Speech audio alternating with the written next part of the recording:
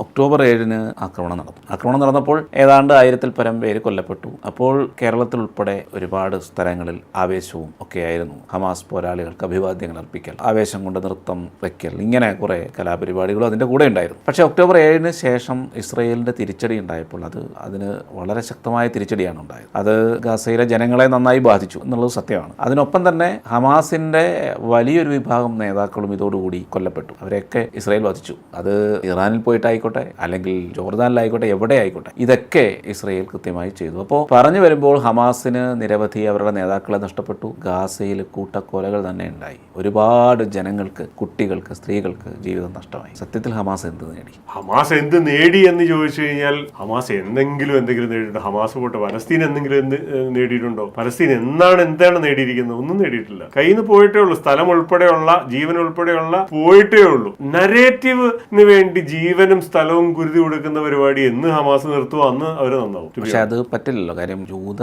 ജനതയോടുള്ള മതപരമായിട്ടുള്ള എതിർപ്പ്, വിരോധം, അത് മാറ്റിവെച്ചിട്ട് ഹമാസിനൊരു മുന്നേറ്റം അല്ലെങ്കിൽ ഹമാസിനൊരു ജീവിതമുണ്ടോ? അതാണ് ഐഡിയോളജി എന്ന് പറഞ്ഞ് ക്രൂരതയും വെറുപ്പും പടർത്തുന്നതാണ് ഐഡിയോളജി എന്നുണ്ടെന്നുണ്ടെങ്കിൽ എന്താ പറഞ്ഞ ആ ഐഡിയോളജി എന്തെങ്കിലും ജയിക്കുമോ? എനിക്ക് തോന്നുന്നില്ല.